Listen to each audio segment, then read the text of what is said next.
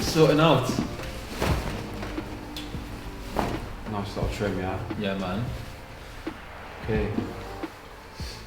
Oh, I've been needing this so badly. I've got the worst couch lick in the history of couch licks. How you been anyways? Everything good? Yeah, good. Is that comfortable for you, bro? Yeah, that's cool. Yeah. Yeah, perfect. What's going on, guys? Welcome to our second discussion today. I'm in the Sage salon and I'm with my brother Dan, Yo. stylist at Sage Haircare, and today we're going to be just discussing COVID-19 and just how things have been over the lockdown period. So yeah. So how have you found the lockdown, Dan? It's been alright to be fair, bro. I've just been chilling out and obviously been trying new things really. Yeah. Obviously can't really do much cutting as such, but unless I'm cutting your hair like now, but yeah, it's just been one of those things you just gotta make most of your time really. Yeah, it's been a difficult one, hasn't it? It's been really slow and just, you know, like the same as what me and Luca were talking about really. It's just been quite difficult trying to, you know, stay focused and try and keep your routine, and like, it's just been crazy to be honest. Yeah. How have you found, because obviously, you know, the last sort of like 6 months, 8 months, you've only been cutting hair for a short period of time. How have you found it working in the salon? Are you enjoying it? Yeah, to be fair, I am loving it because, yeah, if you look back about a year and a half ago, you'll notice that, like, you know, I didn't really get out of bed much. I was kind of just... You're going through like, tell people a bit more about that time, because obviously there's people out there, especially now, who are going through lockdown, who want to know like your story and like where you came from, because like people are going through a tough time now, especially in lockdown. So like, tell people more about your story and like how you came to cut hair. So I just didn't really know at all what I wanted to do with myself, and I think a lot of it was down to the fact that, like, when you're in school, you don't really keep it that much because you're still only like 16 or something like that. So, and then obviously when you do leave, you're like, you know, you kind of just left in the deep end really. You just got to try different things and stuff, and I just tried a few different jobs, and I'd probably say the same as like Luca's situation. Everything you just tried, just didn't really seem to enjoy. And then obviously, luckily, really, you were my brother, because I don't think I would have even tried it, to be honest with you. So yeah, obviously because you're my brother, then I tried barbering with you, and to be fair, remember for years I was reluctant to... Yeah, you were like, oh, I don't really want to do it, I feel like, because you thought I was like, basically where obviously I built a reputation, you thought that like that was just going to drown you out completely, but if anything, the opposite happened. Really. I thought it was always going to be, it's just Tom's brother who's going to just do barbering, and like he's always going to be like in his shadow basically, you know what I mean? And that was literally how I thought about it. So I was like, nah, I just don't even want to bother trying it, to be honest. And to be honest, I never done anything like art in school or nothing really, did I? Nothing at all like that. So obviously there's no like indication towards it. That's it. I thought you just stuck, because obviously you trained to be a PT as well for, what was it, like 2 years? For a year it was. Yeah. So you trained to be a PT, and then, you know, like, it was a complete career change really. Don't get me wrong, I did enjoy doing stuff like that, but I just didn't really see it career-wise. It was more like a hobby really. But like, I feel like like one of my personality traits is like, I like really like something 1 minute, and then do you know what I mean? I've just never really like stuck to one thing. Like, I've always just like doing loads of different things. And experimenting. Yeah. But like, obviously you want to find like one sort of thing you're going to really enjoy, do you know what I mean? So how have you found the process of learning? So obviously we were learning in the house, weren't we? And to be honest with you, when we first started, I was like, we got to be honest really, and I sometimes I just was like, I think it was because I think a lot of the fact was because I was just in that phase where I was still trying to get out of bad habits, so a lot of it weren't really barbering as such, like not wanting to learn. It was more just my mentality and with life in general really. Like I couldn't get out of bed. I couldn't get out of bed and just do like everyday things. I was waking up like 2 o'clock in the afternoon and stuff. Like it was quite bad really. But no, yeah. No foiler, no. No, so No. Now we should. Yeah, you went Yo, what the fuck's wrong with your guard, bro? Try this one. Hey. there we go. That literally could have happened at a better time. I remember you going through a stage where you still really weren't that focused. And Yeah, like, even you when were I was still, doing bad and like in the house and stuff. yeah, and I feel like, because I remember like it got to the stage where I really wanted you to do well, and I really wanted you to succeed. And I remember like going up to your room and just like forcing you out of bed. No, you literally did. I was like, nah, you're coming downstairs and you're going on the doll's head and you're literally practicing. Like I remember just forcing you out of bed. Like you must have been in bed with your missus and I'm dragging the sheets off you. I was like, nah, you're coming downstairs. Like this literally happened. Yeah, literally. And but like obviously, I knew you had it in you because when you started doing haircuts, then you started loving it, and like, that motivated you to get out of bed and actually want to do it. Yeah. So yeah, it's quite amazing to be honest, like how quickly we managed to turn that around. And like there were times when we'd have the house fully booked, and me and you would be smashing haircuts like all day. And I remember like on a Saturday. And yeah, stuff. and I remember the first time when like I left you in the house on your own to do a haircut. Yeah. Like, yeah, no, that was a bit of a mad one as well. So a lot of the time I did just get thrown in the deep end of it really and stuff. So which was good because I feel like that made you go a lot quicker. yeah, I think to be honest with you, that is the best way to learn. Like I hear a lot of stories about like sort of apprentices. I mean, even like sort of ones I've spoke to, they've said it's just taken them even like, and I'm not trying to sound like cocky or nothing like that at all, but like their journey in barbering has been completely different just because of the fact a lot of barbershops just take people on, they almost use them in a way just to do all their work. Do me a favour, it's a phone on silent, bro. Yeah. So they just use them a lot of the time just to do all the sweeping and stuff like that, and don't actually learn much. Have you spoken to many apprentices about your journey compared to theirs? Yeah, and like a lot of the time they'll be like, oh, how have you actually got to where you are now so quickly and stuff, and I'm been doing it like a year longer than you and I'm still not at that place yet, do you know what I mean? And what do you think's been the pinnacle to your success? Like, I think it's mainly just down to the fact that the process of learning is different and to other shops? yeah, pretty much, yeah.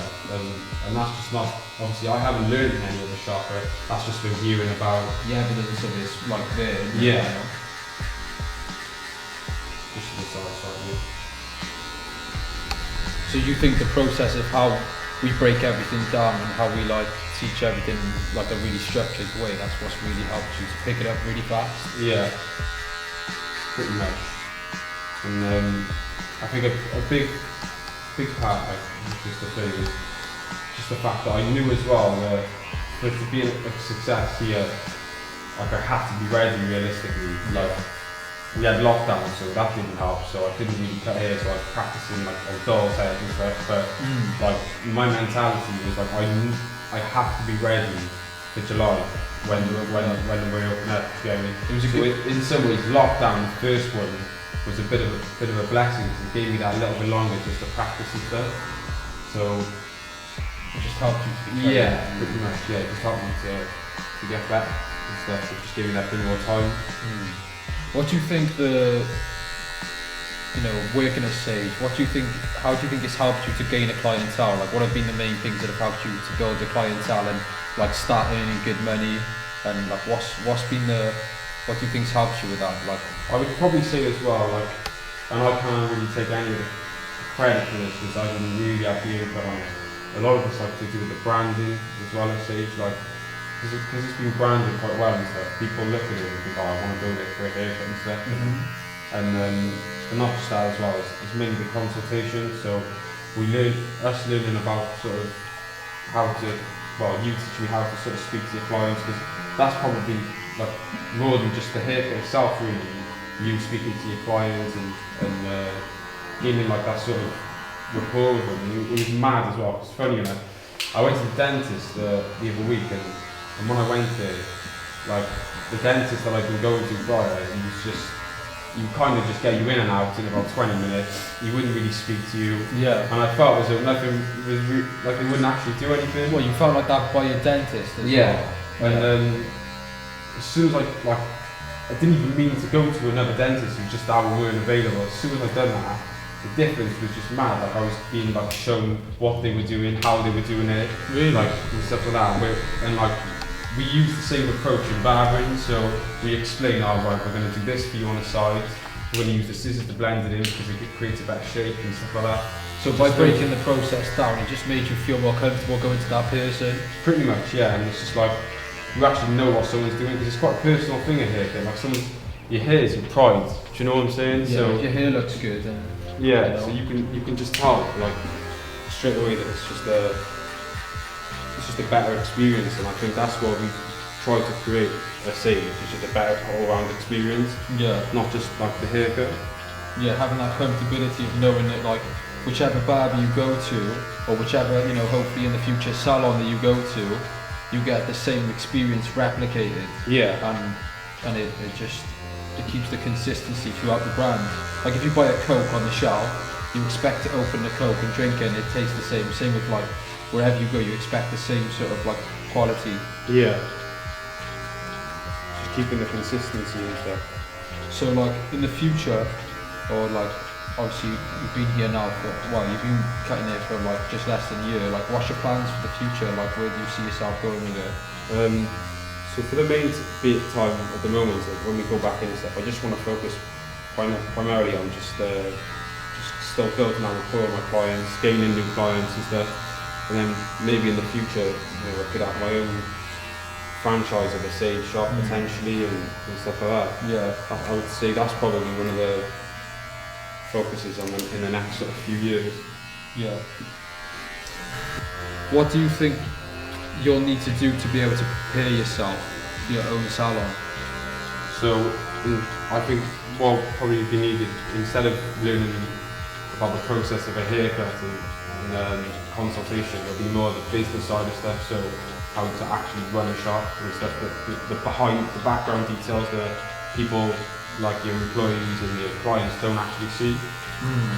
Because there's quite a lot that goes into it. Yeah, obviously I haven't done any myself, but I've seen what you've done with John and stuff, and the work that's going on behind closed doors.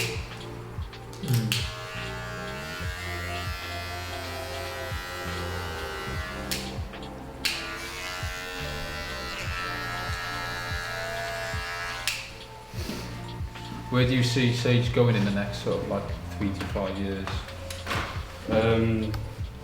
I can just see it. Or where would you like it to go?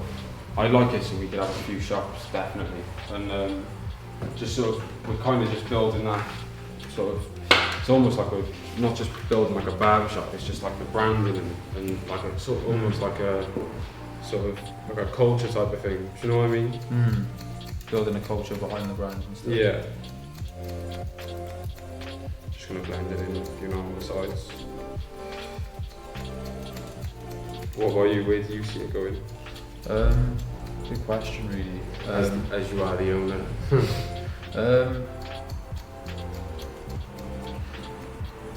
I'd say, obviously everyone's input's just as equal, to be honest. Like everybody's input's just as important, and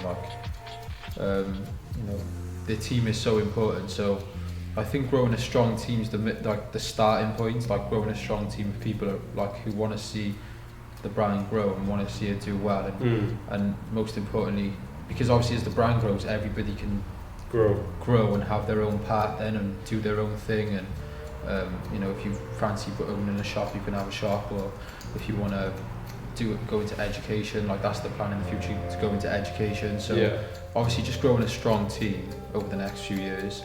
Obviously we want to see more salons, we want to see our products being sold online. I literally forgot about the products. Yeah, obviously I think they need improving as well, because like anything, I think any product can always be improved. So I feel like the products can be improved, maybe rebranding them in the future, making them more exclusive. Maybe going more down the environmentally friendly route as well with the packaging, because they are fully recyclable, but it would be good if we kind of got rid of plastic. I think that's the next step for the products. And also going into education, so like teaching people our way, without any complicated stuff. So not taught. You know, for example, like if you look at a lot of barbers and other barber shops, they tend to take like they overcomplicate the teaching quite a lot. So we just want to go for just a nice simple way, because ultimately you're learning how to cut hair because you want to be the best, of course, but also there's people starting out who just want to learn a simple, effective way of being able to do the job. Yeah. And then obviously as you advance, you want to go into the more complicated stuff, which is when we spend more time on advancing our courses to be able to accommodate more advanced barbers, stylists who've been in the industry for a long time. So just improving our education system, growing as a company. I kind of see us going down like the magazine, like almost like an online GQ for hair. That's kind of how I see it going. Like I want to be like the GQ of hair, basically. So what's your plan now for the rest of lockdown, Dan? What are you thinking? The rest of the lockdown now, bro. I'm thinking of just buying. I feel like it's nice to just go into the shop now and just look for like some fresh new equipment and everything. So I'm definitely gonna buy just a load of new equipment. Just to sort of restart and Maybe everything. get a little practice in before you a little practice and stuff. Have you stayed in contact with your clients? Yeah, bro. To be fair, I've been speaking to some of them, like I'm sort of on and off and that regularly. Because you've still got to, even though you might not be seeing them, like you've still got to maintain, especially like the people who come to you every week, because they're probably used to having that conversation with you as well. Yeah, exactly, bro. So obviously, as we've said before, like, it ain't just the haircut you're going to use. So you kind of build like a bond with them. So yeah, I mean, still kept in contact with them and stuff like that. So it'd be nice to just go back now and just Catch up. see people like face to face as well. See what like other people have got up to in lockdown and like what their views are on it all and everything. So what were you doing? What are you going to do for when we Probably about the same. You just plan to get the shop ready to open, and obviously, like you were saying, like people needed someone to talk to. So it's like staying in contact with clients. Like I'm looking forward to seeing everybody when they're back. Yeah. I think mental health's been a big thing over lockdown as well. Like me and Luke have been discussing it. Yeah. Like, making sure that we're staying in contact with people who need someone to talk to. Like I had a few messages off clients saying like, oh, I hope you're doing well. Like, I hope you're staying safe, and like stuff like that's much appreciated. Yeah. And I'll always. It's nice knowing, isn't it? You've got the people there who they're not just your clients though, really. They are just like supporters. And they're people who support you. Yeah. And I think as well, like with that, like if like clients needed support in anything they were doing, like I would do the same for them. Do you know what I mean? Definitely, 100%. How's your mental health been through lockdown? Like, what are you doing to help yourself? To help myself, bro. I've just been staying busy, like trying new things. Like you've probably seen obviously on my Instagram, I've been like doing drawing and stuff like that. Started running and stuff. So obviously you can't really do any weights or anything. I haven't really got into training recently, so I've just been trying new things and stuff really. You gotta just keep yourself busy, bro. Otherwise you just end up just doing nothing. Yeah. Just vegetate. Literally. End up just like sat there all day doing nothing, or sleeping late and having like no sleeping pattern and stuff like that. Yeah, literally. Cool. Looks fresh. What are you thinking then on the government's decisions and stuff with lockdown? Obviously, I feel like we could have had much more support because, especially as a new business and as a young business owner, we haven't had that much help. We've had fair little, but I think everyone's in the same boat. Like people are struggling, businesses are struggling a little bit. I'm lucky I, save money and stuff, and I'm not silly with my finances. So, we haven't been too bad, but we have, it has been difficult. Don't get me wrong. I think a lot of it is guesswork. Obviously, it's difficult. The government haven't got the easiest situation to deal with, but I don't know. We're gonna have to just see what happens, and I think there's like a vote coming up now in May, so that'll just sort of decide. That'll see what people's hearts are how people are feeling, innit? Yeah, of course. Whether people are angry or pissed off, or whether they're, they're content with how things have been dealt with. But I guess everyone's position's different and everyone's situation's different, so you can't really. It's hard to judge it, Yeah.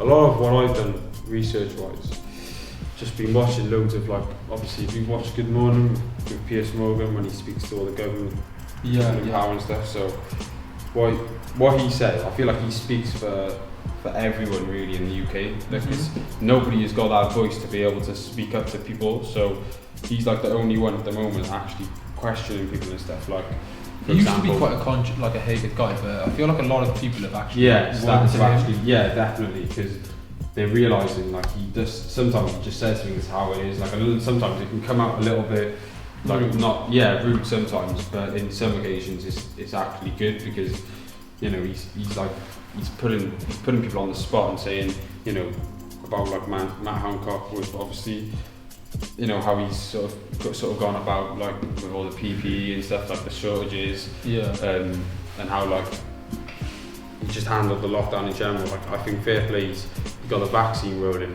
pretty quick, but in terms of like actually saving lives and stuff, we got like one of the worst death rates in Europe and stuff. So do you know what I mean? It's like, it's hard to really say on it, but I think as well, anyone who is in the situation of having to deal with it is such a... It's like damned if you do and damned if you don't. Like no one's going to do it perfect, because it's not something that happens like every day, is it? You know, it's happened like once every 100 years. Do you get it? So difficult one. Looking good though. I'm really happy with the car. Yeah, man. Just gonna line it up, you know, the door is cool.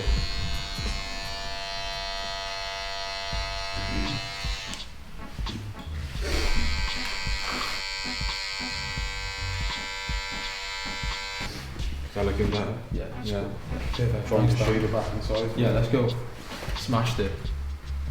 Woo! I feel like a new man. Nice one, bro. Thank you. Appreciate that a lot. Yeah. Cool. There we are, guys. Thank you very much for watching today's episode. To stay up to date with everything and to check out all the government regulations, keep posted on our Instagram, because we're going to be keeping everyone updated. So, thank you.